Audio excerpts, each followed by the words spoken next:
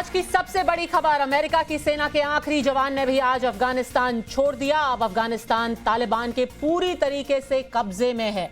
आज वो भी दिन है जब पहली बार भारत और तालिबान के बीच में आधिकारिक तौर पर एक मीटिंग हुई। भारत के राजनयिक ने तालिबान के एक अधिकारी से कुछ ही वक्त पहले, करीब 90 मिनट पहले दोहा में एक मीटिंग की। वहां पर साफ तौर पर भारत ने 3 मांगे रखी कि भारत के जितने भी नागरिक अफगानिस्तान में हैं उनको सुरक्षित वापस लौटने दिया जाए। जो भी अल्पसंख्यक अभी अफगानिस्तान में मौजूद हैं और भारत आना चाहते हैं, सिख और हिंदू खासतौर पर जो अफगान नागरिक हैं, उनको भी भारत आने दिया जाए और अफगानिस्तान की धरती का भारत के खिलाफ इस्तेमाल ना होने दिया जाए। आज की सबसे बड़ी तस्वीरें काबुल एयरपोर्ट पर देखने को मिली, जहां तालिबान की मौजूदगी साफ थी। साथ ही साथ हक्कानी नेटवर्क के आतंकी भी काबुल ही नहीं, काबुल के एयरपोर्ट के टारमैक पर मौजूद थे। आप एक वीडियो देखिए जिसमें साफ दिख रहा है, जो आदमी आपके स्क्रीन पर है, अनस हक्कानी आतंकवादियों को संबोधित कर रहा है। अनस हक्कानी सिराजुद्दीन हक्कानी का भाई है।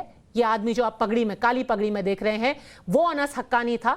सिराजुद्दीन हक्कानी का वो भाई है। आतंकी नेटवर्क में बेहद अहम भूमिका है उसकी। ये वही अनस हक्कानी काबुल के एयरपोर्ट पर आज मीडिया से बात करता हुआ नजर आया। अफगानिस्तान में Taliban, Islamic state of Khorasan province और हक्कानी नेटवर्क का त्रिकोण भारत के लिए खतरे का अलार्म है। खतरा इसलिए भी बड़ा है क्योंकि अब यह जग जाहिर है कि पाकिस्तान और चीन आतंकी इस तिकड़ी के समर्थन में खड़े हैं।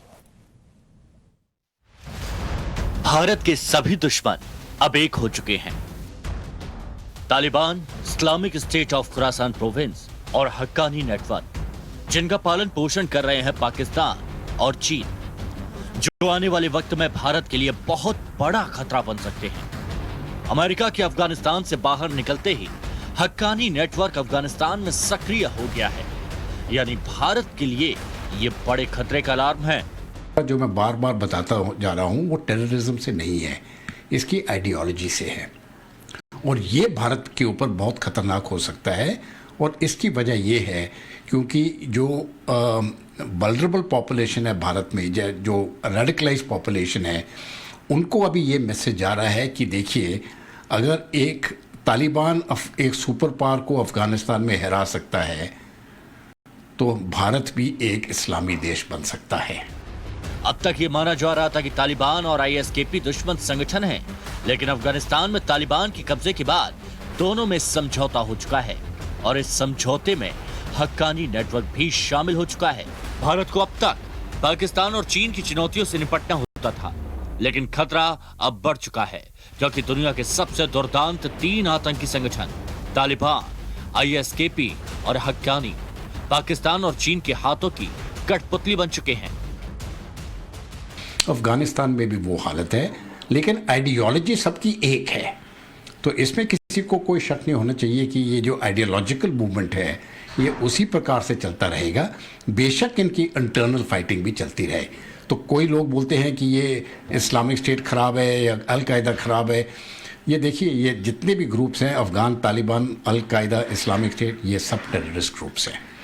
और ये अपना जिस प्रकार से वो टेररिज्म पूरे विश्व में बढ़ाना चाहते हैं, वो कार्रवाई आप आगे वाले दिनों में वो उनकी यही कोशिश होगी कि जिस प्रकार से वो अपना आतंक बढ़ा रहे हैं, वो उस कोशिश में जुटे रहें।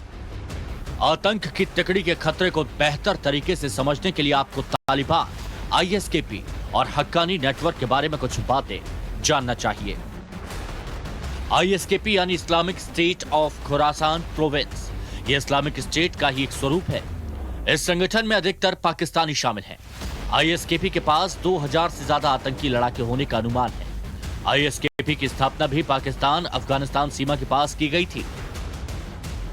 आप अपनी टीवी स्क्रीन पर जो वीडियो देख रहे हैं, उसमें देखने वाला आतंकवादी हक्कानी ग्रुप का ही एक और नेता अनस हक्कानी है।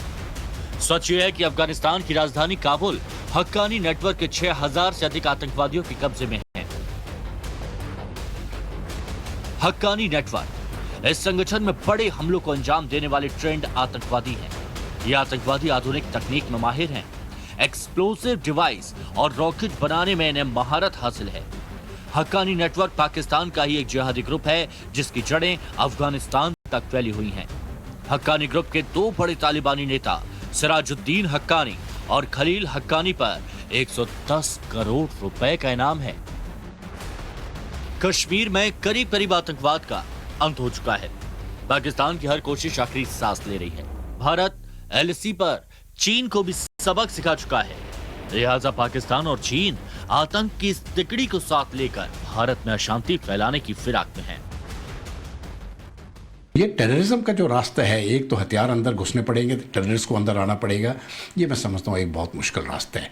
लेकिन रेडिकलाइजेशन जो सोच है, जो अंदरूनी प्रॉब्लम कर सकती है भारत के लिए, ज़्यादा करके इस रेडिकलाइजेशन का प्रॉब्लम अभी आने वाला है और इन दो स्टेट्स में आने वाला है। एक है वेस्ट बंगाल और दूसरा है केरला। तालिबान अफगानिस्तान में पूरी तरह से काबिज हो चुका है। आईएसकेपी और हक्कानी तालिबान के साथ हैं, जिन्हें पाकिस्तान और चीन का समर्थन हासिल है, और यही भारत की सबसे बड़ी चुनौती होगी। Report times now Navbharat. विदेश मामलों के जानकार शक्ति सिन्हा जी हमारे साथ इस वक्त जुड़ गए हैं। शक्ति सिन्हा जी, एक तरफ हम दिखा रहे हैं कि एक तिकड़ी है, आतंक की तिकड़ी, जो कि तालिबान को पीछे से कंट्रोल कर रही है। दूसरी तरफ हम उनसे बात कर रहे हैं, तालिबान से बात कर रहे हैं दोहा में। आगे का रास्ता क्या दिख रहा है? देखिए, बात करना बहुत जरूरी है। तालिबान में जरूर पाकिस्तान का काफी नियंत्रण रहता है, काफी, पूरा नहीं रहता है। और जिस तरह से आप देख रहे हैं, वहां सरकार नहीं बन पा रही है। जैसा पाकिस्तान चाह रही है, तालिबान नहीं मान रहा है। तालिबान, पाकिस्तान ने अपना एक नया फोर्स आईएसके को डाल दिया है दबाव डालने के लिए। इस झंझट में काफी झंझट हो रहा है। अगर भारत लोग से बात नहीं करे, नहीं पता चला क्या हो रहा है, तो ये ठीक नहीं होगा। और तालिबान के नेता लोगों ने कहा है, कई बार कहा है, पहले भी कहा है कि भारत से अच्छा संबंध चाहते हैं। भारत पाकिस्तान के बीच वो नहीं आना चाहते हैं, आपस में जो है संभाले रखें। भारत के साथ ट्रेड करना चाहते हैं, आर्थिक सहायता चाहते हैं भारत से। तो इसलिए अगर हम चुपचाप बैठे रहे तो हम तो आउट ऑफ द गेम हो जाएंगे कम्प्लीटली। वो ज्यादा खतरा कहते हैं कथनी और उनकी करनी में कितना फर्क है, और वो कितना कर सकते हैं जो वो चाहते हैं, क्या इस बात का हमें भरोसा है? आज सुबह की हम तस्वीरें दिखाते हैं। यूनाइटेड स्टेट्स का जनाजा निकल रहा था काबुल की सड़कों पर। वो वाली तस्वीरें दिखाइए, जहां पर बकायदा एक जीप के ऊपर डेथ टू अमेरिका के नारे लगाए जा रहे थे। यूनाइटेड स्टेट्स का जनाजा निकाला जा रहा था। हक्कानी नेटवर्क के लोग जो हैं वो काबुल के एयरपोर्ट की एयर स्ट्रिप पे दिख रही थी। तो कथनी और करनी में तो बहुत फर्क है। फर्क तो रहता है, बट आप जब तक टेस्ट आउट नहीं कीजिएगा, और भारत पर जितना अटैक्स हुआ है, लश्कर तैयबा ने किया, जैश ए मोहब्बत ने किया, बाकी संस्थाओं ने किया, फोकस हमको उस पर करना चाहिए, ना कि तालिबान पे। जो तालिबान बहुत अत्याचार करता है, अपने लोगों पर अत्याचार करता है। आज आपने एक और गौर किया होगा, जनाजा के साथ साथ जो संगीत बजा रहे थे, तो पहले तालिबान राज में नहीं संभव था। यानी कि वहां भी, जैसे मैं बता रही, छोटी बात नहीं है ये संगीत बजाना उनके लिए पब्लिक में। उनके अभी बहुत उथल पुथल हो रहा, सब एक साथ नहीं है। बहुत लोग ऐसे हैं जो नहीं चाहते पाकिस्तान के साथ अच्छा संबंध, जो चाहते एक आजाद अफगानिस्तान हो। क्या हम उनको सब कुछ छोड़ दे कि नहीं आप पाकिस्तान के साथ लग जाइए? ऐसा करना भारत से ज्यादा होगा। पर शेर मोहम्मद स्टैनिक्ज़ाई से हमने बात कर ली। कितने तालिबान के यहाँ पर फैक्शंस हैं जिनको हम ऑन बोर्ड ला सकते हैं? शेर मोहम्मद स्टैनिक्ज़ाई के खुद के भी कब्जे में, उनके काबू में, क्या सारे तालिबान के ये आतंकी हैं वो हैं? एकदम नहीं है, एकदम नहीं है। आपने सही पूछा, एकदम नहीं है। इसलिए अब पाकिस्तान ने क्यों, अभी आपने जिक्र किया या फिर सहयोगी जिक्र किया, पाकिस्तान ने क्यों हक्कानी नेटवर्क को काबुल कब्जा करने के लिए भेजा है? क्योंकि उनको भरोसा नहीं कि तालिबान वाले उनकी पूरी बात मानेंगे। क्यों पाकिस्तान ने इस्लामिक स्टेट खुरासान को लाके बम गिरवाया है, और साथ साथ अमेरिका को इंटेलिजेंस भी दिया है कि किस गाड़ी को अटैक करो। डेंजरस गेम में पाकिस्तान खेल रहा है, उसको नहीं भूलना चाहिए। और पाकिस्तान से अगर हमको देखना है कि पाकिस्तान अफगानिस्तान का प्रयोग ना करे भारत के खिलाफ, अवश्य हमें लोग से बात करनी चाहिए। बात हमारे सब ना भी माने, बहुत ऐसे होंगे जिनको लगेगा कि हाँ, अफगानिस्तान एक रण क्षेत्र ना हो जाए भारत और पाकिस्तान के बीच में। बहुत कोई नहीं चाहता वो। शक्ति सिन्हा इससे जी, उनमें शक्ति एक सिन्हा जी, political एक सवाल आपसे पूछना चाहती हूं जिसको बहुत लोग प्रोवोकेटिव मानेंगे, पॉलिटिकली इनकरेक्ट भी उसको कहा जाएगा। ये बहुत चर्चा हुई है हाल फिलहाल में कि कैसे हम एक स्ट्रेटेजिक एडवांटेज हमें हो सकता है कि हम अफगानिस्तान को पाकिस्तान के कब्जे में आने से बचा ले, उनको प्योरली उनके क्लचेस में आने से बचा ले और अपना थोड़ा अपनी तरफ थोड़ा सा कर ले। क्या ये मुमकिन भी है, ये जानते हुए कि उन दोनों के बीच में, पाकिस्तान और अफगानिस्तान के बीच में आइडियोलॉजिकल अफिनिटी है, यही तो है इस्लामिक ब्रदरहुड। वो हमारे साथ क्यों आएंगे? पाकिस्तान को उनका नेचुरल ब्रदरहुड है। देखिए, अगर हम कोशिश करें दोनों को अलग करना, लड़वाना, वो नहीं होने वाला। आपने एकदम सही कहा, एकदम नहीं होने वाला। ना केवल इस्लामिक ब्रदरहुड के चलते, क्योंकि उनको दुनिया से अगर अंदर बाहर करना तो पाकिस्तान का इस्तेमाल करते हैं। पश्तून ज्यादा पाकिस्तान में बनिस्बत अफगानिस्तान के रिश्ता है, सब कुछ है, वो नहीं हो पाएगा। परंतु पाकिस्तान के षड्यंत्र के बारे में अगर वो समझ पाए, बहुत तो समझ पाते हैं, उसका हमें फायदा उठाना चाहिए। ना कि अफगानिस्तान पाकिस्तान में लड़ाई हो जाए, उसका हमें कोई फायदा नहीं है, मगर कि अफगानिस्तान अपने तरफ से कोशिश करे कि पाकिस्तान के षड्यंत्र में ना पड़कर उनके यहाँ ये जहादी ग्रुप्स ना आ जाएं, एंटी इंडिया जहादी ग्रुप्स, लश्कर तैयबा, जैशे मोहम्मद, नए नए बनाते रहते हैं, आईएसआई का आदत नए नए बनाने का, उनके खिलाफ हमें करना है। ना कि हम चाहें कि अफगानिस्तान को पाकिस्तान से अलग कर दें, वो बड़ा अनरियलिस्टिक हो जाएगा और उसमें मार खाएंगे। इसलिए हमारा एडवांटेज अभी है स्टेप बाय स्टेप अपने आप को रीएस्टैब्लिश करना। हाँ, हम अफगानिस्तान के मित्र हैं, हम नहीं चाहते कि आप पे लड़ाई झगड़ा हो, हम चाहते हैं अमन शांति रहे। ऐसी मौजूदा ऐसी सरकार बने तो सब अफगान उसमें मिलजुल के रह पाए।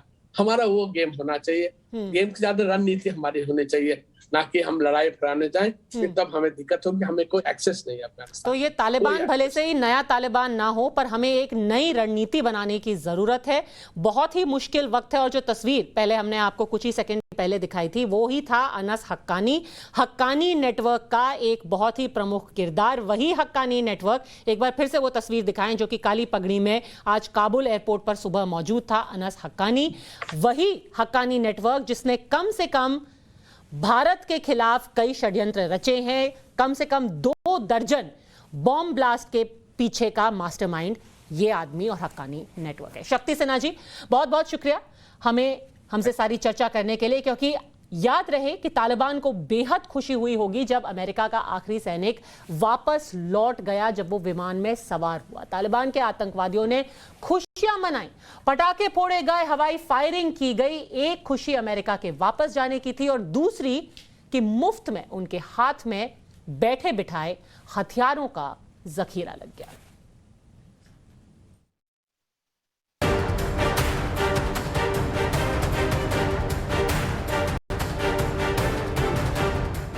तालिबान बेहद खुश था कि अमेरिका अफगानिस्तान में बड़ी मात्रा में हथियार छोड़कर जा रहा है।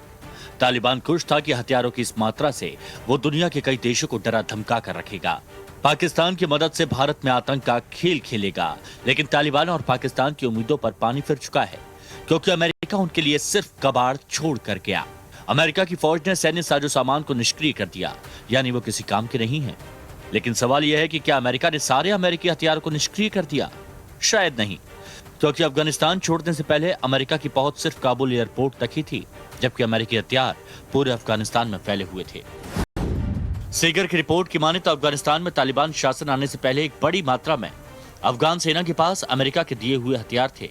इनमें 6 लाख M16 असॉल्ट राइफल, 1,62,000 संचार उपकरण, रात में सेना ऑपरेट करने के लिए 16,000 night vision goggles, machine gun, तकरीबन 1 लाख वाहन और 16,000 के करीब खुफिया सर्विलांस से जुड़े उपकरण शामिल हैं।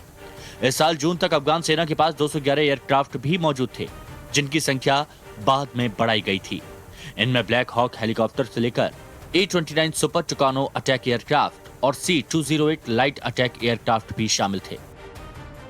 इन तमाम सैन्य साजो सामान में से हेलीकॉप्टर्स को अमेरिका ने निष्क्रिय कर दिया। तस्वीरों में भी देखा जा सकता है, लेकिन लाखों rifles, machine gun, night vision goggles और न जाने कितने सैन्य साजो सामान अब भी तालिबान के कब्जे में हैं। तालिबान के आतंकी तो जाहिल हैं। तालिबान के पास इन साजो सामान को इस्तेमाल करने के लिए प्रशिक्षित लोग नहीं हैं, लेकिन इस बात की आशंका ज्यादा है कि तालिबान पाकिस्तान को यह हथियार सौंप सकता है। ब्यूरो रिपोर्ट, टाइम्स नाउ, नव भारत। तालिबान और आतंकवाद से 20 साल जंग लड़ने के बाद अमेरिका ने आखिरकार अफगानिस्तान छोड़ दिया। उनको अफगानिस्तान छोड़ना पड़ा। अमेरिका का आखिरी विमान कल काबुल के इंटरनेशनल एयरपोर्ट से रवाना हुआ। अमेरिकी सेना के जाने के बाद तालिबान के आतंकियों का इस एयरपोर्ट पर भी कब्जा हो गया है। आज पहली बार काबुल इंटरनेशनल एयरपोर्ट के अंदर जब कैमरा पहुंचा तो वो तस्वीरें सामने आई जिसमें अफगानिस्तान की आने वाली बर्बादी एकदम साफ नजर आ रही है।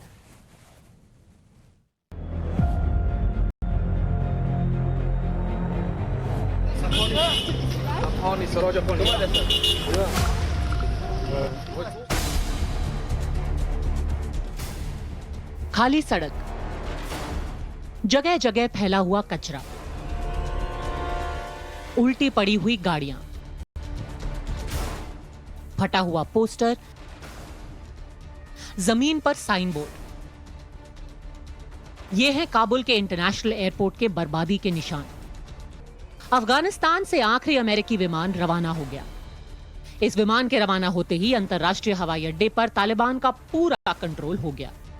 अमेरिकी सैनिकों के जाने और तालिबान के टेक ओवर के बाद काबुल एयरपोर्ट के अंदर की तस्वीर पूरी दुनिया के अब सामने है। एयरपोर्ट के बाहर तो अफगान नागरिक आज भी देश छोड़ने के इंतजार में खड़े हुए हैं, लेकिन एयरपोर्ट के अंदर दूर दूर तक नजर दौड़ाने के बाद आपको तालिबान के आतंकियों के अलावा शायद ही कोई नजर आए। काबुल के जिस इंटरनेशनल एयरपोर्ट पर कुछ हफ्ते पहले तक लगातार विमानों की आवाजाही रहती थी, आज वहां पूरी तरह सन्नाटा है। और ये तस्वीरें एयरपोर्ट की बर्बादी की पूरी कहानी खुद ही बयां कर रही हैं। एयरपोर्ट का दरवाजा खुलते ही कुछ कदम चलने के बाद सड़क के एक तरफ आपको तस्वीरों में कपड़ों का ढेर साफ नजर आ जाएगा। इस ढेर में आपको कई सूटकेस, चादर में बंद कपड़े और सामान आपको दिखाई देंगे। शायद ही आपने पहले कभी किसी एयरपोर्ट पर इस तरह की तस्वीरें देखी हों। जैसे जैसे कैमरा आगे बढ़ता है, एयरपोर्ट की तबाही की और भी तस्वीरें नजर आती हैं। सड़कों पर लाइन से गाड़ियां खड़ी हुई हैं।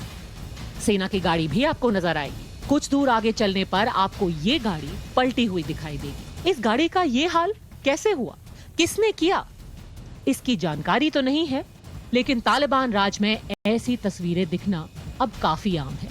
तस्वीरों में आपको एक और गाड़ी सड़क के किनारे जमीन पर उल्टी पड़ी नजर आएगी।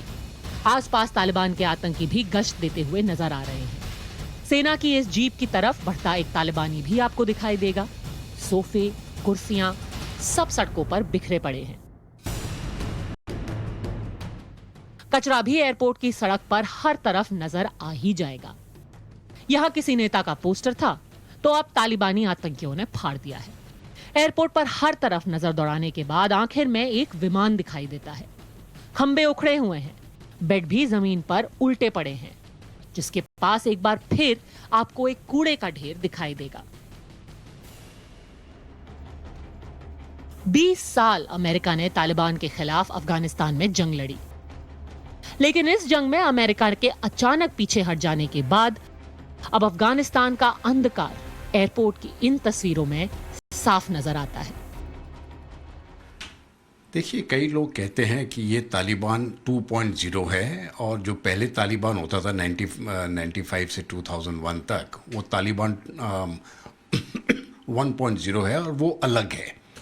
लेकिन मैं नहीं समझता हूँ कि दोनों तालिबानों में फ़र्क है। ये तालिबान 2.0 नहीं है, क्यों? वो तो पूरा देश उनके अंडर आ गया है अभी तो। लेकिन ये एक मैंने स्टेटमेंट दिया था 16 अगस्त को, जब तालिबान ने 15 अगस्त को टेक ओवर कर लिया था। मैं कहा, देखिए, तालिबान जो है वो लड़ाई जीत चुका है, लेकिन युद्ध अभी शुरू होता है। मैं उस स्टेटमेंट पर कायम हूँ। 19 साल 10 महीने और 25 दिनों के बाद अमेरिका ने आखिरकार अफगानिस्तान से विदा ली। 2 दशकों की लड़ाई लड़ने के बाद अमेरिका अफगानिस्तान से लौट गया। ये एक बड़ी हार है। इस लड़ाई में अमेरिका के हजारों जवान शहीद हुए। अरबों रुपए अमेरिका ने मिशन अफगानिस्तान पर पानी की तरह बहा दिए। हालांकि अमेरिका ने 15 अगस्त के बाद पिछले 2 हफ्तों में 1,23,000 से ज्यादा लोगों को सुरक्षित देश से निकाला। ये मैं समझता हूँ सिर्फ अमेरिका ही कर सकता था, क्योंकि ये बहुत डिफ़िकल्ट सर्कमस्टांसेस में इस प्रकार का इवैक्यूएशन हुआ है और 1 लाख से ज़्यादा लोगों को वहाँ से ले गए हैं। अब जाके अमेरिका की जगह कौन भरेगा अफ़गानिस्तान में? मुझे लगता नहीं है कि कोई भी देश में वो काबिलियत है कि वो जगह भर सके। मेरे अपने विचार से अगर आप आने वाले दिनों में देखोगे तो जो स्थिति है अफ़गानिस्तान की, ये और बिगड़ती जाएगी। तालिबान के पास वो कैपेबिलिटी नहीं है जो इस देश को अच्छी तरह से गवर्न कर सके। अब आपको दिखाते हैं एक तस्वीर जिसमें तालिबान सेना की special force unit Badri 313 Kabul airport में जाते दिख रही है। तालिबान सेना की कई गाड़ियों का काफिला एयरपोर्ट के अंदर जाता दिखता है। तालिबान की स्पेशल फोर्सेस बद्री 313 ने पूरे एयरपोर्ट की पेट्रोलिंग कर जांच की। अमेरिका के वापस लौटते ही तालिबानी आतंकियों ने हवा में नॉन स्टॉप फायरिंग की, अपनी जीत का जश्न मनाया, पटाखे भी फोड़े। तालिबान आज भले ही अपनी जीत का जश्न मना रहा है, लेकिन एयरपोर्ट के अंदर से आई ये तस्वीरें ये बताने के लिए काफी हैं कि अफगानिस्तान एक बार फिर बर्बादी की ओर बढ़ गया है। तालिबान ने उसे फिर 20 साल पीछे धकेल दिया है और अब भविष्य में इस देश का क्या होगा उसका अंदाजा तो आप इन तस्वीरों से लगा ही लेंगे। Bureau report, times now, Navbharat. किस तरह का होगा तालिबान का आने वाला भविष्य, उनके जहालत की कुछ तस्वीरें देखनी बहुत जरूरी है। तालिबान के ये आतंकी एयर ट्रैफिक कंट्रोल के टावर में किस तरीके से आज जाकर के बैठ गए, ये तस्वीर आपके सामने है। एटीसी टावर यानी कि वो जगह जहां से एयरपोर्ट में आने जाने वाले विमानों को कंट्रोल किया जाता है। ये एक बेहद टेक्निकल काम है। यहां पर पूरी तरह से प्रशिक्षित लोग बैठते हैं। यहीं से आप रडार से देख पाते हैं कि कौन सा विमान एयरपोर्ट के तरफ आ रहा है, कौन सा विमान टेक ऑफ कर रहा है।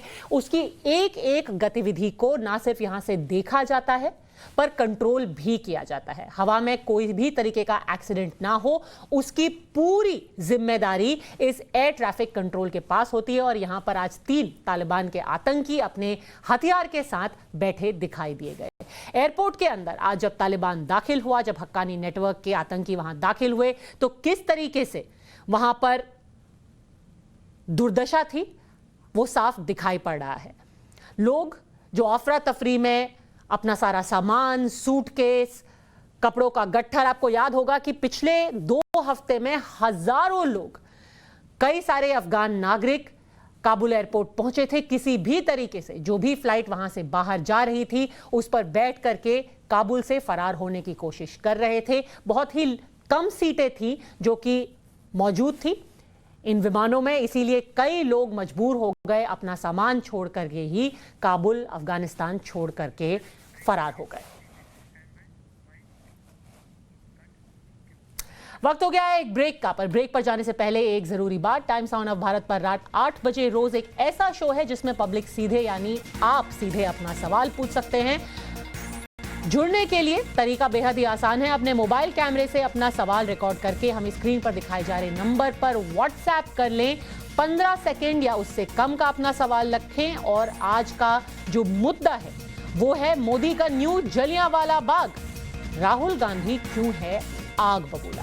एक ब्रेक के बाद आपको मिलवाएंगे 2 ऐसे लोगों से जिन्होंने देश का नाम ऊंचा कर दिया।